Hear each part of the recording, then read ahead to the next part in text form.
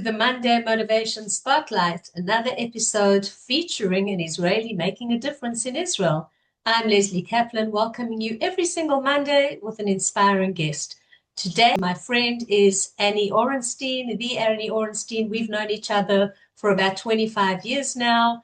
We used to live in the same neighborhood. She's a friend, she's a colleague. Annie, as many of you know, is the founder of Spotlight on Women and the Performing Arts. She's an artist herself, performing artist. She'll tell us all about it. And she also hosted a radio show, Spotlight on Women. And I was actually privileged to be one of her guests. We'd have to think how many years ago that was, Annie. Not too many years ago, but it wasn't in the No. last 2 or 3 years.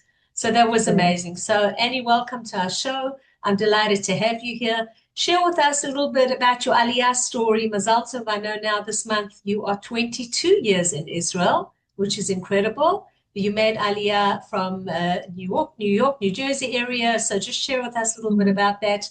Growing up in the US as a Jew, when were you aware of Israel? What made you decide to make Aliyah? And then we'll lead into talking about the performing arts spotlight, everything else. Well, Leslie, thank you so much for having me on. It's really exciting. It's been a while since I've done this, and it was definitely a privilege to have you on my Spotlight on Women Radio show that I hosted for 2 years in Mala Adumim. Um, and we can go back there later. I grew up in New York. I grew up in Brooklyn, New York. And when I was 6, I moved to live with my grandparents, my brother and I.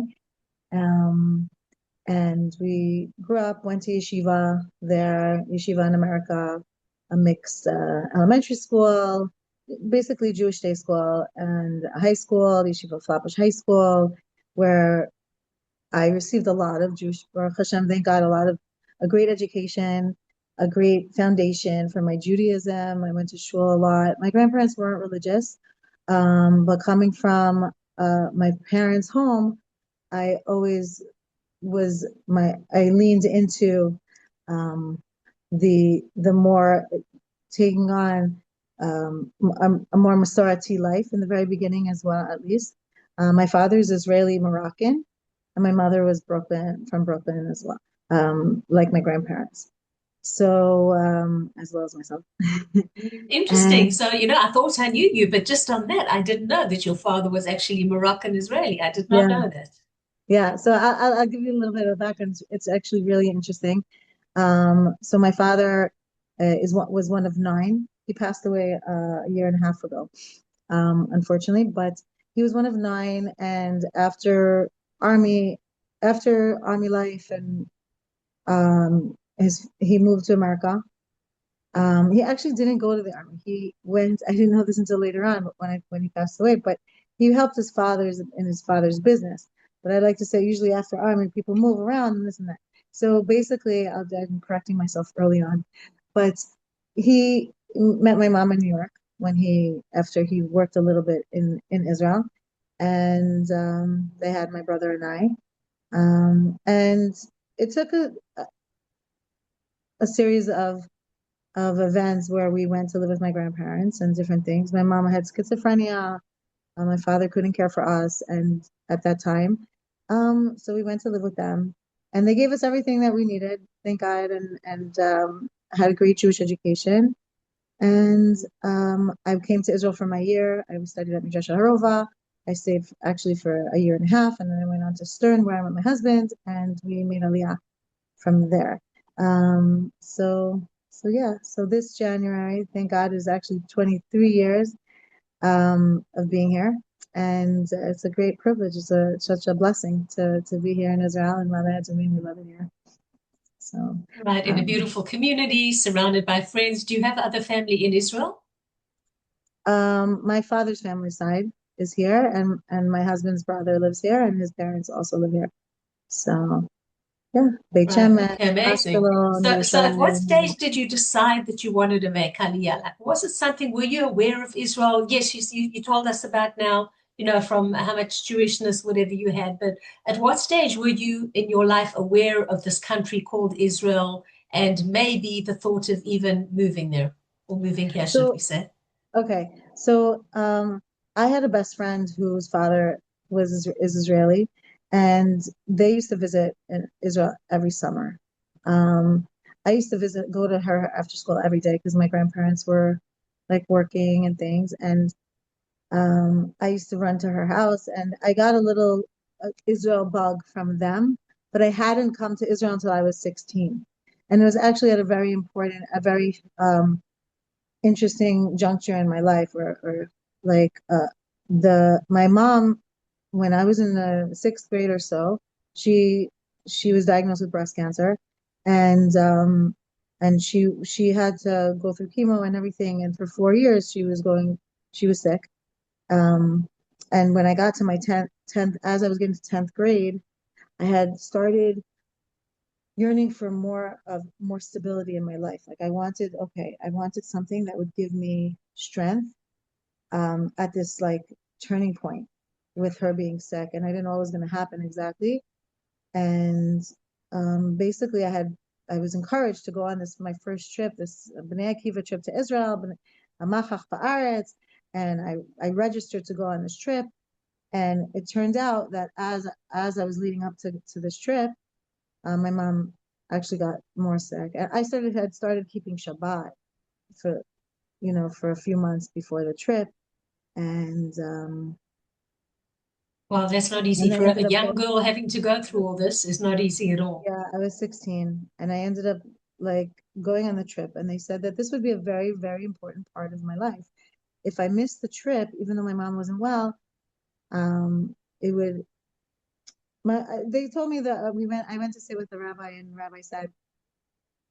our rabbi said to us, your mom would want you to go. This is something that's like forming your identity. Having this trip to Israel was a very important stepping stone in my life, and it would give me a future in a sense. It would lead me onto a path. And I was becoming more religious. I started keeping Shabbat and Kashrut, and I wanted it. I needed it, and it definitely helped me a lot. When I got to Israel, right at the beginning of the trip, my mom actually passed away, and I sat Shiva in That must have Israel. been not easy. So you stayed Yeah, here. You stayed Shiva so here. I sat Shiva in Israel, and then I continued on the trip with everybody. I didn't do everything that they did, but I was able to still get to know the land, and I understood that many people had sacrificed to for to be here, and I understood that there must be something greater. Like there's must be something that I'm meant to take from this, and it sent me also on a journey to appreciate what Israel had to offer in my life as a now newly religious Jew. So, Right. And I think, correct me if I'm wrong, but it sounds like also the fact that you were looking and seeking and yearning for that stability, that did Judaism provide a kind of framework for you that made you yes, feel that stability that maybe you didn't have before? yes. So it's interesting because um, uh, growing up, I remember teachers like they felt for me. They wanted to give to me a lot, and I would even my grandmother would send me to spend Shabbat at their homes, which is very unusual. Um, and they would buy me clothes and they would take care of me. And I felt like a little orphan Annie to a certain degree.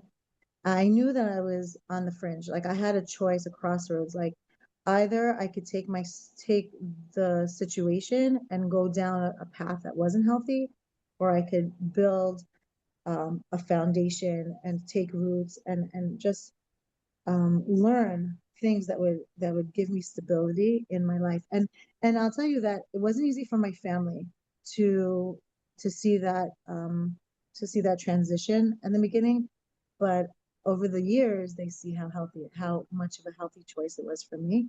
And instead of me being a yaldat revacha, let's say, I don't know what that is in English, but like Right. Like being a social yeah, case, a a child in social a case. Like social environment. Yeah.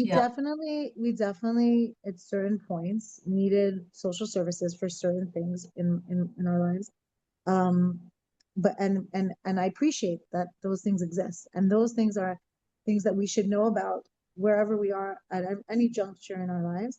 That if we need help, we have to knock on any door that's available to us from our community to social services in situations that are extended from the norm.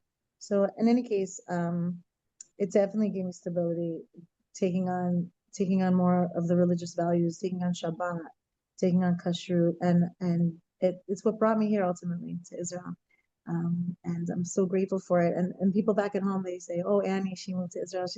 They're proud of it, and I'm part of like a success story for them. They invested in me and they gave to me, and I had a lot of role models growing up, which is another huge element to why I'm able to To who give you are and more than attract who yes, you are yes, today. yeah. Wow, And that's it's kind incredible. of like a it's it's a rolling, it's a paying it forward in a sense. I received so much from my community, and now coming here into Mala Adumim, I'm able to give to it and seek out the opportunities to give to my community. So, Wow, that's incredible. Do you still have contact now today with the old community? yeah, absolutely. I mean, some of them many of them have moved from Brooklyn, Manhattan Beach area to Long Island. My best friend's parents and my best friend lives in Brooklyn still, but her parents live in Long Island. They're like my second parents. And some moved to Israel as well, and I'm very close to them. And my kids, it's like I was a bite, and like I grew up in these homes that belonged to two sisters. And when I started keeping Shabbat, so Friday night I would go to Judy's home, and I studied in school with her son. And Shabbat day I would go and have lunch after shul at Tali's house, and and I went to school with Tali. She was my best friend. So there's this, there's just this family that I was able to lean on, and every Right, the time family, the bonds, the role models, as you said, that oh, became they were kind of your definitely. family, like your extended family. Absolutely. And every step of the way, every step of my journey, anything that was missing, they filled the void in such a beautiful way. And I understand that even in a normal circumstance with parents, regular normative circumstance where parents are together and they give their children whatever. As a mother, I can only give a certain amount. So I do hope for my children themselves, even that thank God my children aren't didn't have to go through what I went through, but like that I do encourage them to have other role models, and I do encourage them to find the people that will fill their voids, things that I'm not able to give them. Definitely, I understand that I'm not able to give my children everything. And they now go visit, these families, and they're like the grandchildren. So it's also a generational pride of I was a bat bite, and they're like the nechet. I don't know how do you say it in Right, English. like you were about by you were part of their home, for those that maybe don't understand Hebrew here, Yeah, and your kids are now part of their extended home too. yeah, So look, that as we said, it's turned you into the woman you are today. And we know that's challenges, even though very often we wouldn't have asked for them, but it turns us into who we are today. What would the Annie of today be saying to the younger Annie if you were back in that situation now? Have you ever thought about that? Well, I would just say I'm very grateful. I'm very grateful that I had, like, again, the role models that I did, because they filled it up. They pushed me on a path, and they gave me the opportunities that I didn't know that I needed, actually, to come to Israel. To They helped me with Aliyah. Like, they just encouraged me. Now I I don't know what I would tell my younger self, but I guess I would say that it gets good, and it gets good. And everything that we go through, everything that I've been through, I am where I was able to churn it into something where I could help somebody else go through that.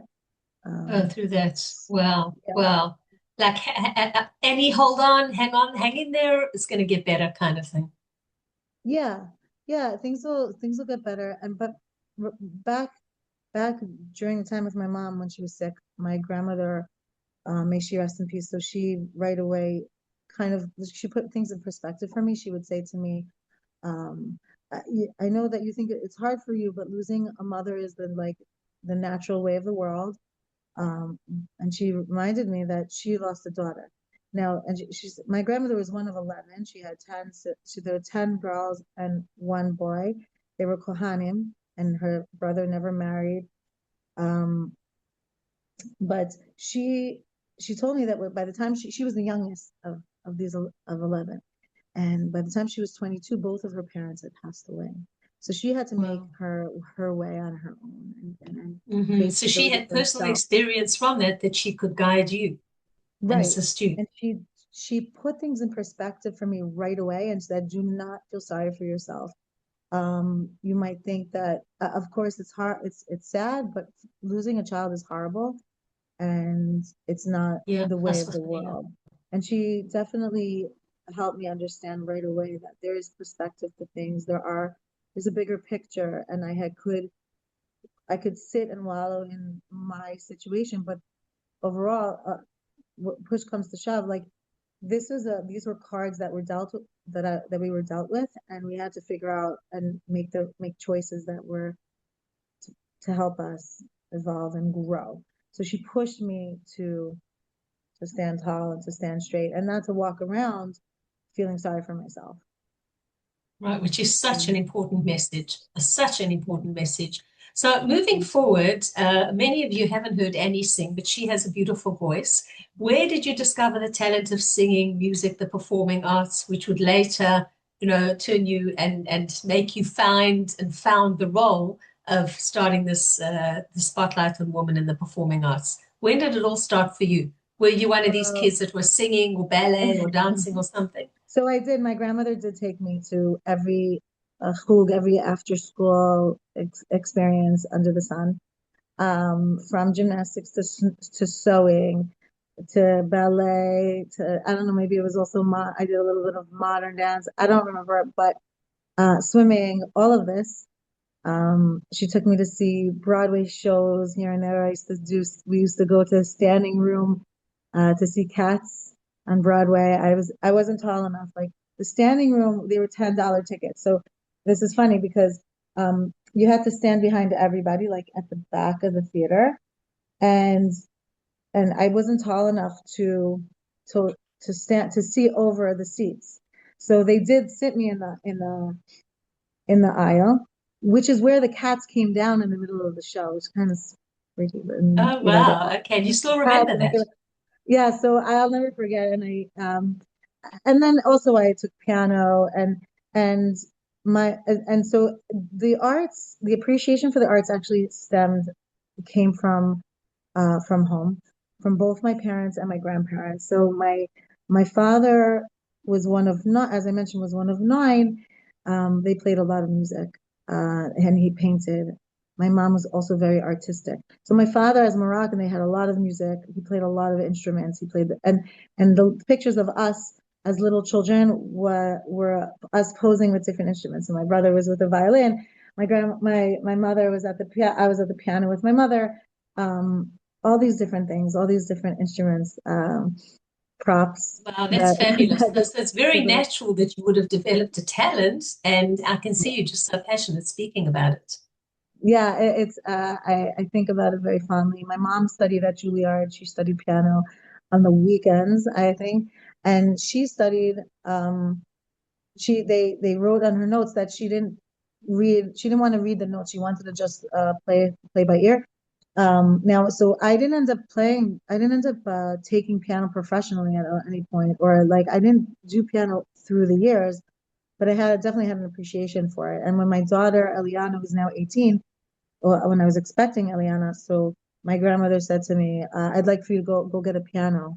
I'll buy one for you to have in the home." And so I went to Tel Aviv and I took a pianist with me, and we went on a search for a piano, and I made for myself a little music corner here in my home, and it's Ah, that's it's the amazing. start of and I don't, and also my husband bought me a guitar when we were dating, and I don't actually play the guitar, but I do love to sing, and I like to dabble at the piano, and I do play by ear a bit, and an aspiring pianist singer, so who knows, Right. Well, it's never actress, too late. comedian, Never too comedian, late. I'll do anything, put me on stage. No, I'm joking. Right, for sure. Well, then listen, you're a natural. So, what about your kids? Have your kids developed a talent for it or a love for it like you do? A bit, but it's something that I think about often. Like Hodea was playing the bassoon a little bit at the conservatory in Ma'ale Adumim. She's 21 now, my daughter. She did that for a little bit, but they on and off. I always still want to, put them in front of the instruments, and they took some piano lessons here and there. So Look, it's great to have it in the house, even if they're not taking official lessons. It's just one day somebody could come and just sit down and fiddle around and play or sing. Or I think it also creates some family bonding that the fact there's more than one of you that could sit and play and sing at the same time. It is a way yeah, to bond and to have fun. absolutely. It's something, music is something that accompanies us throughout our lives. And it's always, um, uh, uh, when they say in the Holocaust, so people took their violins with them. And my father, he had his darbuka for many years. And when he went on to assisted living, he brought his darbuka with him and he would play for everybody. And they loved that. When he passed away, I have the darbuka and sometimes I pull it out for the children that I watch. And we play, I let them sit on it and play and teach them the rhythm and stuff. So it becomes more ingrained, the music, the different types of music. Um, it's fun.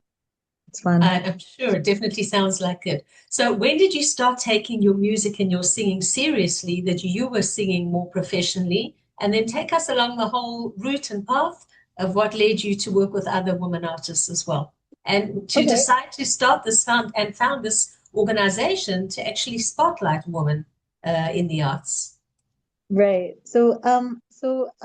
Again, I actually didn't study music professionally. I have a degree in early childhood education from Stern College, and I wanted to do special ed with that. We met Aliyah in 2003, and in 2006 is where my story starts with women in the arts.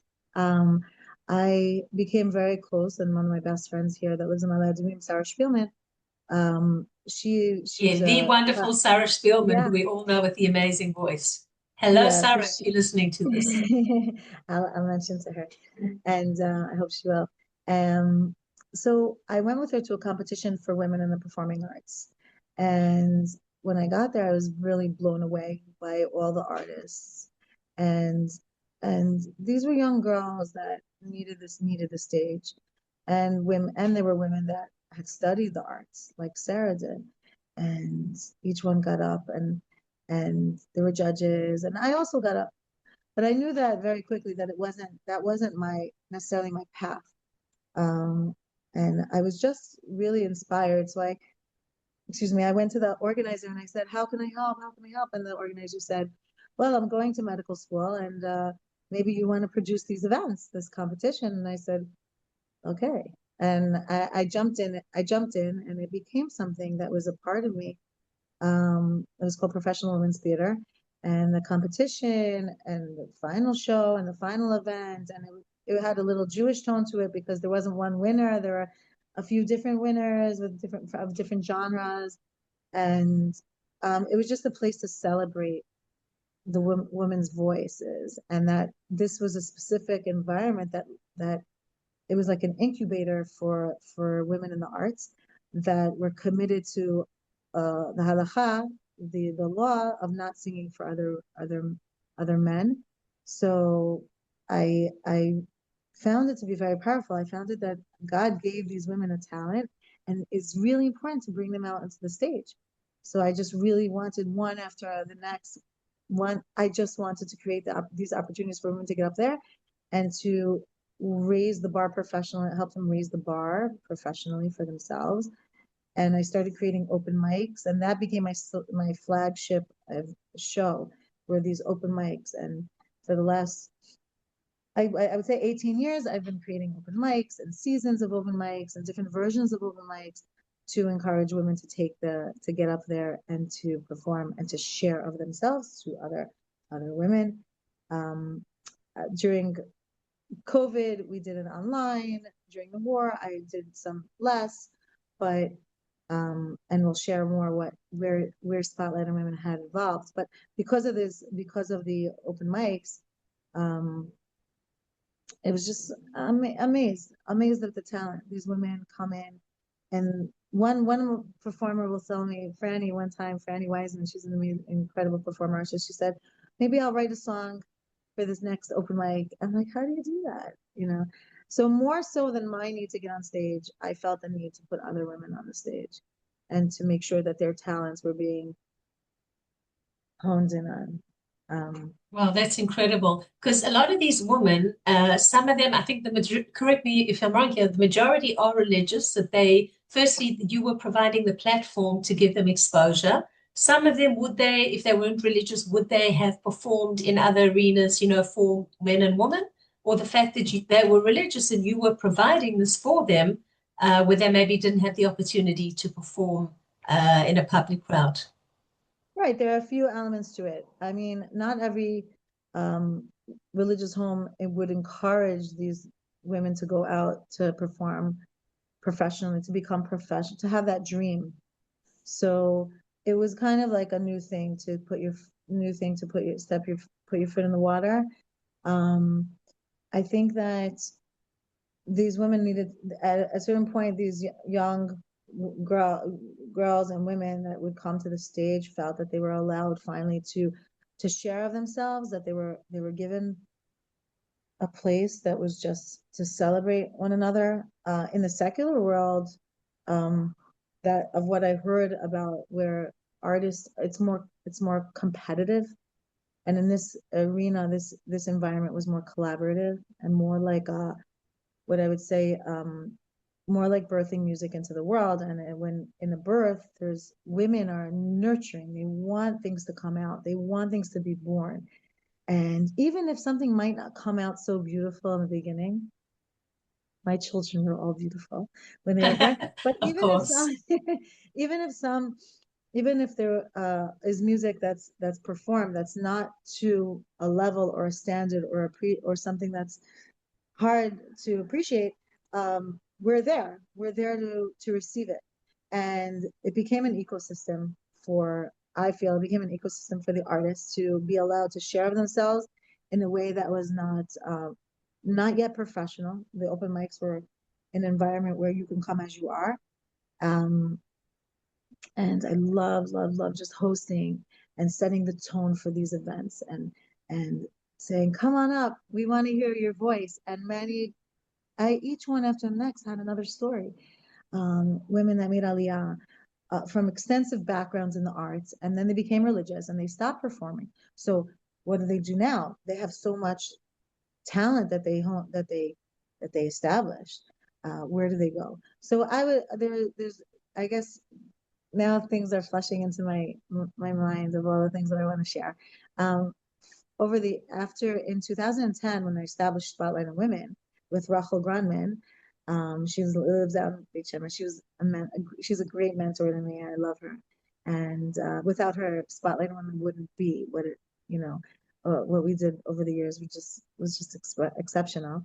Um, so the it, I just I think about it so fondly. So I say Spotlight on Women is here to help women discover through the open mics, develop through voice lessons or whatever type of, development courses, and discover, develop, and define who you are both on stage and off. After a while of doing open mics, I started recording them. I said, these women have to be heard beyond the open mics. Women started taking themselves more seriously and investing in their own albums, and that's when I started. The next phase was that God put in my ear was to bring them to radio, and instead of like competing and sending it to Tel Aviv and all of that, I just said I want to host that. I want to bring their music to the world, to women, music by women for women, For and women, right? Incredible. And you mentioned now about radio. So let's talk about the radio, about your show that you had, the Spotlight on Women Radio. It wasn't only for people that sing. I was a guest on yours as a coach and consultant and running women's networking groups. So let's just talk a little bit about that. What was the show all about? What was your main aim? well, definitely, it started off with the artists that I had worked with over like it was already a decade by the time I had started Spotlight on Women Radio. I was planning on going out to Tel Aviv to take a course. It was kind of expensive. I was thinking, oh, I'll go out to Tel Aviv once a week, and this is a dream, and maybe I'll even save up for it. And then all of a sudden, I see an ad in the paper in Malad Dream that says, "Would you like to be a radio host?" I don't remember what it said exactly.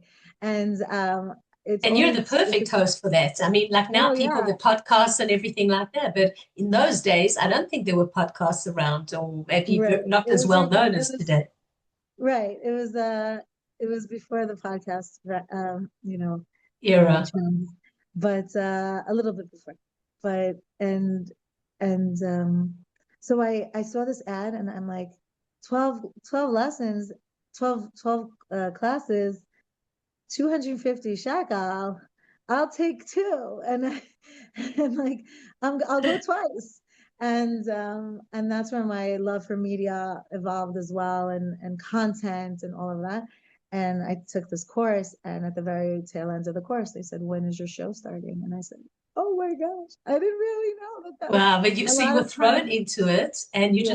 you started. Incredible. Yes, and so I started with the artist, and then eventually each season I said, wait, I could also do the artist, but I could also do Spotlight and Women could serve any woman in any industry, and it's to help women in it could be in finance, in business. I had Debbie Sasson on as well at some, and we talked about finances and all the things that my grandmother taught me about, finance, and all, and it's amazing because each and every one of us that follows a path that develops themselves and eventually comes to the point of definition like you are, and you helped me also, you coached me as well, along with my journey, helping me develop Spotlight, helping me develop my mission, helping me develop uh, my own product and what I want to put out there.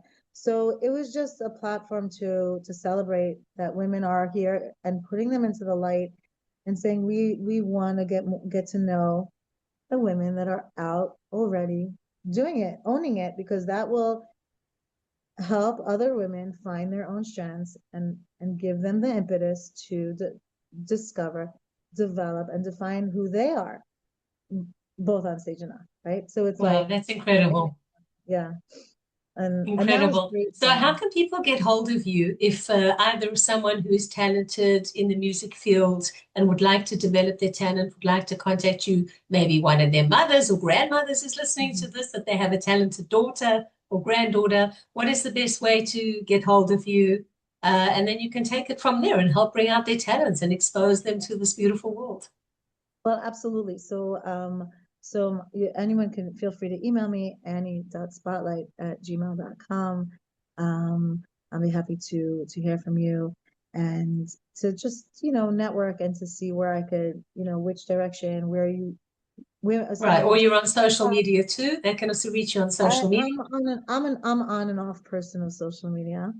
So, All right. but So you can Gmail is go more into reliable. Facebook, and yeah, right now to be in touch through my email, um, and then I could give you my phone number. Then probably my phone number is on the internet.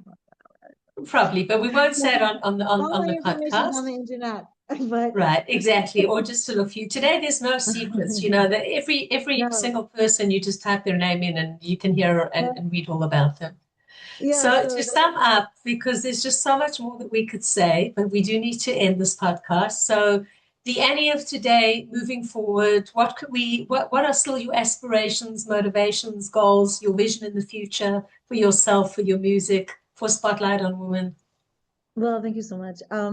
Basically, keep going, keep investing in yourself, even if it's in 20 minutes a day. Give yourself the opportunity to hear what it is that you want to bring out into the world and allow it to happen and give it space and give it importance and give it value. It turns out, I'll tell you very quickly that Spotlight on Women has gone up and down and up and down the mountains, and sometimes I'm producing and I'm in it and I love it, and sometimes I'm not. And the last few years during the war, I wasn't able to do much, and I I said, wait, is my purpose in life slipping away? Like that can't be. And something amazing happened. There was an exhibit here of our art in Mitzpeh, where I used to live, Lesley. an exhibit of art, art exhibit of local talent in the Pnei Shmuel Social Hall with Libby Weiss and Jamie Sagian, and I was like, right away, I said, I started out at the Comedy Basement with my open mics. And this exhibit was at the Pnei Shmuel Social Hall, which took up 2 floors in the basement of the shul.